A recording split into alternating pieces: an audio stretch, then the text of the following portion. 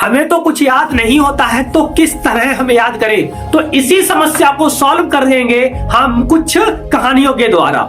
यानी कि हम आपको छोटी छोटी सी कहानियां बताएंगे जिनसे आप कुछ सीखेंगे। तो देखो, जैसे कि पहली कहानी हम आपको बताते हैं। एक तोता था और एक कौन था? साधु। ठीक, साधु जी के पास तोता गया।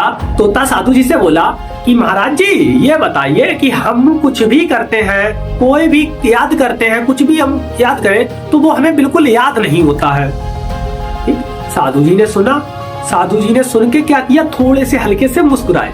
उन्होंने कहा कि अच्छा ऐसी बात है। उन्होंने कहा ठीक है, तो हम आपको कुछ नहीं बता रहे हैं, सिर्फ इतना करना कि आप सुबह उठ के भगवान जी का नाम लेना, नहा धो के भगवान, एक आपको प्रतिदिन कोई नई चीज सीखनी है। डेली के डेली एक नई चीज सीखनी है और उसको जो नई चीज सीखो उसको डेली के डेली क्या करना है? रिवाइज करना है।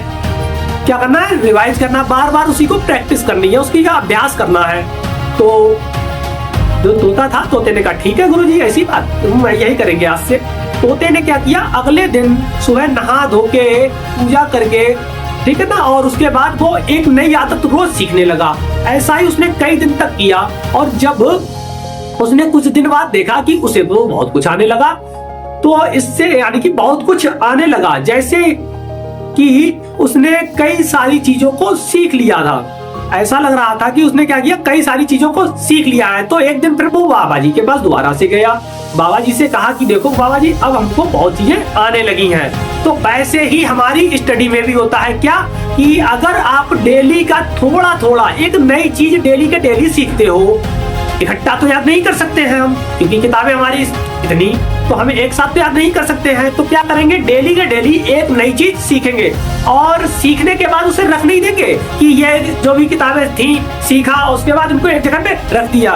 ठीक है, ऐसा नहीं करना। उनको क्या करना है, डेली के डेली रिवाइज करना है और उनका अभ्यास करना है। तो इस तरह से क्या होता है कि हम चीजों को सीख लेते हैं और जो भी चीज सीखेंगे वो हमारे लिए हमेशा के लिए कंठस्थ हो जाएगी, याद हो जाएगी। ठीक है, इस तरह से भी हम सीख सकते हैं।